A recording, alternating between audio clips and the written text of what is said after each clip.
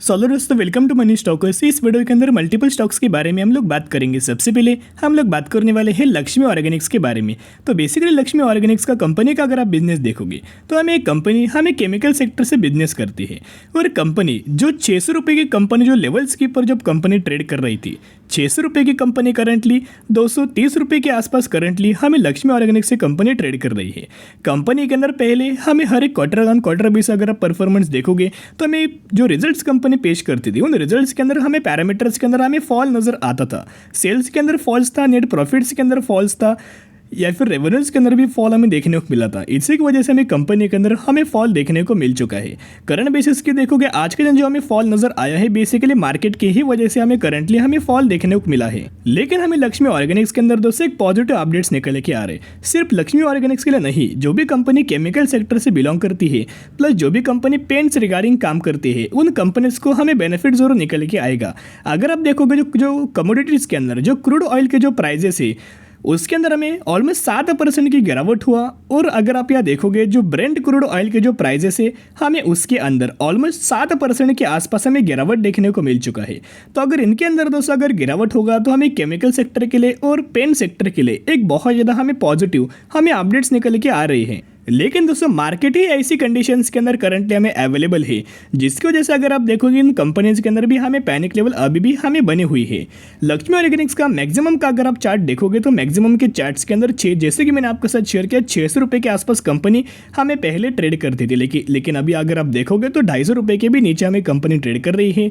और कंपनी के अंदर टॉप से बॉटम तक ऑलमोस्ट हमें 55% की गिरावट हमें लक्ष्मी ऑर्गेनिक्स के अंदर देखने को मिल चुकी। तो जैसे कि मैंने आपके साथ शेयर किया था जैसे कि कंपनी की हर एक क्वार्टर के अंदर हमें गिरावट हो रही थी, यानी कि ऑपरेटिंग प्रॉफिट्स अगर आप देखोगे तो हमें 119 करोड़, 100 करोड़ और 29 करोड़, और करंटली अगर आप देखोगे 55 करोड़ जो दिसंबर क्वार्टर के अंदर कंपनी ने परफॉर्म किया है। तो क्या हमें इसके अंदर करंट बेसिस के ऊपर निवेश करना चाहिए?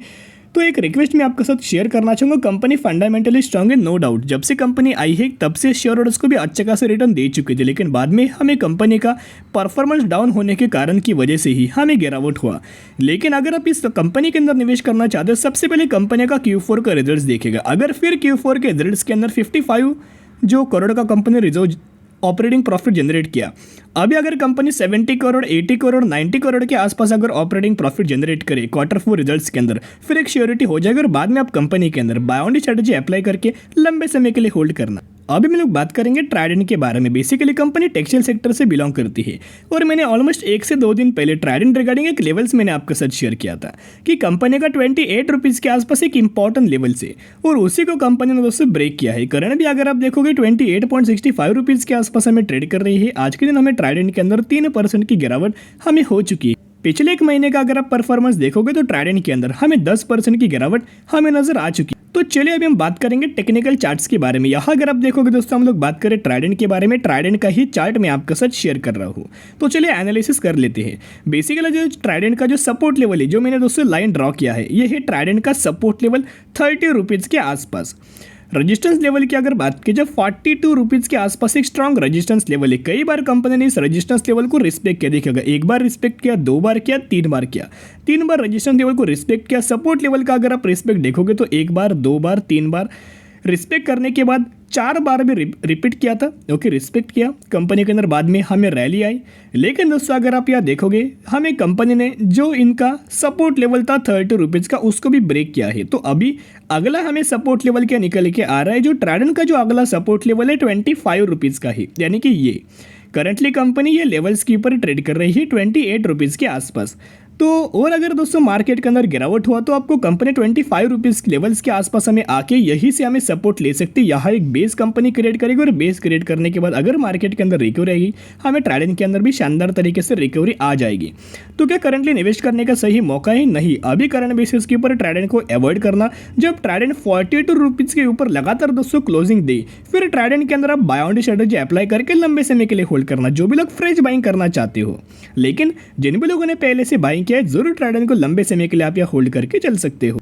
अब हम लोग बात करने वाले हैं एक IT सेक्टर की कंपनी है। उस कंपनी के अंदर हमें कंपनी दोस्तों बेसिकली बोनस का बेनिफिट देने वाले हैं 3:1 रेशियो के अंदर, यानी कि अगर आपके पास इस कंपनी के 1 शेयर होंगे तो 1 के बदले आपको 3 शेयर मिलेंगे और उसके एग्जीक्यूशन के बाद आपके पास टोटल हो जाएंगे 4 शेयर। तो इसी रेशियो के अंदर इस कंपनी के अंदर बोनस का बेनिफिट मिलने वाला है। कौन सी कंपनी है? मैग्नेटिक क्लाउड लिमिटेड के बारे में। इसी कंपनी के अंदर बोनस का बेनिफिट मिलने वाला है। फंडामेंटली कंपनी स्ट्रॉन्ग है। अगर आप कंपनी का परफॉर्मेंस देखोगे जब से आई है तब से कंपनी के अंदर ऑलमोस्ट हमें 16,000% का रिटर्न दे चुके हैं और चार्ट पैटर्न के अंदर भी अप ट्रेंडिंग मात्रा में हमें मूवमेंट से और ऑलमोस्ट 1900 करोड़ का मार्केट कैप। तो ये company basically small cap category से बिलोंग करती है, आईटी सेक्टर से कंपनी बिलोंग करती है और फंडामेंटली कंपनी स्ट्रॉन्ग है। हर एक सेगमेंट के अंदर, हर एक पैरामीटर्स के अंदर हमें ग्रोथ है। तो जो भी लोग बाइंग करना चाहते हो स्टडी करो, एनालिसिस करो, उसके बाद निवेश करने की कोशिश कर सकते हो। तो दोस्तों अभी हम लोग बात करेंगे विप्रो के बारे में। जैसे कि हर एक कंपनी के अंदर गिरावट हो रही है, हर एक सेक्टर के अंदर गिरावट हो रही है, उसी तरह से विप्रो के अंदर भी करंटली हमें लगातार गिरावट हो रही है और विप्रो ने भी अपना एक लेवल जो सपोर्ट है, मैंने आपके साथ लगातार जो शेयर करता था उस सपोर्ट लेवल को विप्रो ने ब्रेक किया है, रिस्पेक्ट नहीं किया, ब्रेक किया है।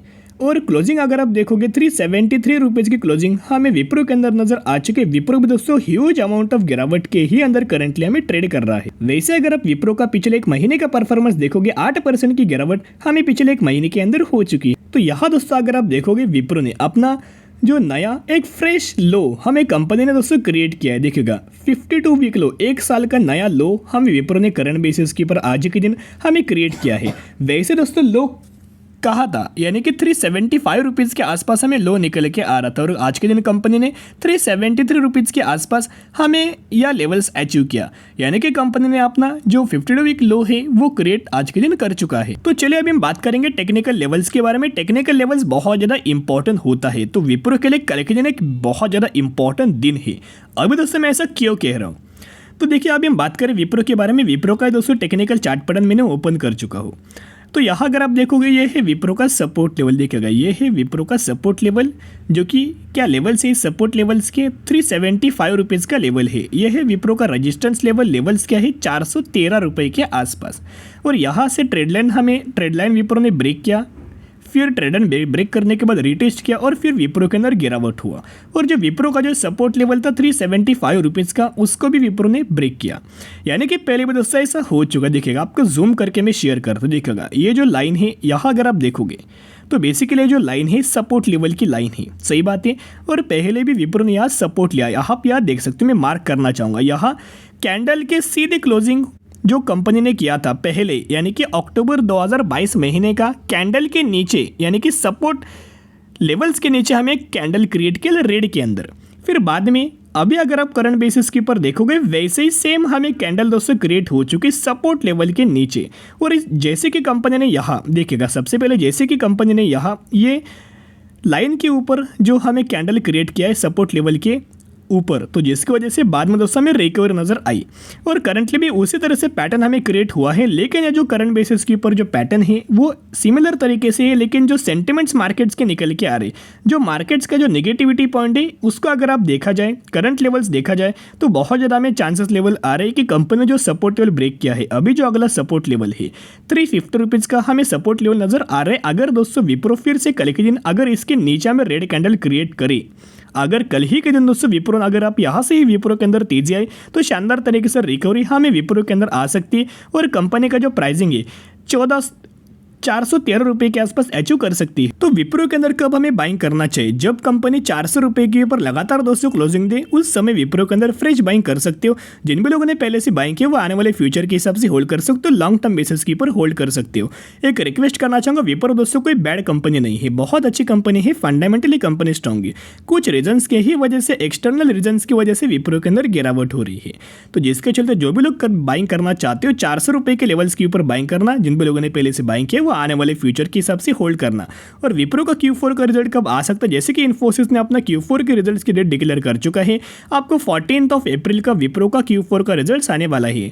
तो उसी के आसपास यानी कि 13 अप्रैल भी हो सकता है, 12 अप्रैल भी हो सकता है, 11 अप्रैल भी हो सकता है। विप्रो का हमें Q4 का रिजल्ट उस डेट के अंदर आ सकता है। जब भी कंपनी डिक्लेयर करेगी मैं 100% आपके साथ शेयर कर दूंगा।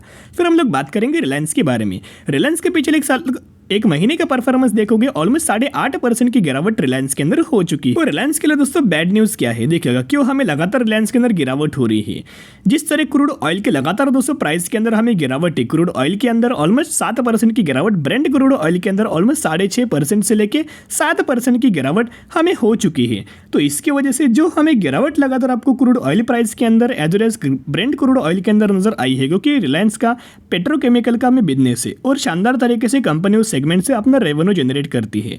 अगर इन प्राइजेस के अंदर दोस्तों फॉल आएगा तो बेनिफिट किसका होगा, केमिकल सेक्टर को होगा और पेंट सेक्टर का होगा, जैसे कि मैंने आपके साथ शेयर किया है। और लॉस किसका होगा, पेट्रोकेमिकल वाली कंपनीज का लॉस होगा। तो जिसकी वजह जो भी हमें इंपैक्ट नजर आ रहा है शॉर्ट टर्म बेसिस के ऊपर दोस्तों इंपैक्ट हमें नजर आ सकते हैं, लेकिन फिर भी 2024 का हमें ब्रोकर्स लोगों ने टारगेट रिलायंस के अंदर दिया हुआ है, यानी कि मॉर्गन स्टैनली की तरफ से आपको टारगेट देखने को मिला है, जो कि टारगेट प्राइस 2,960 रुपए के आसपास रिलायंस का टारगेट दिया हुआ है। तो अच्छी कंपनी है, अगर आप रिलायंस के अंदर बाइंग करना चाहते हो, बाय ऑन स्ट्रेटेजी अप्लाई करना और रिलायंस जैसे फंडामेंटल स्टॉक को जरूर लंबे समय के लिए होल्ड करना। जो भी स्टॉक मैं आपके साथ शेयर करता हूँ लंबे समय के लिए आपको होल्ड करना चाहिए।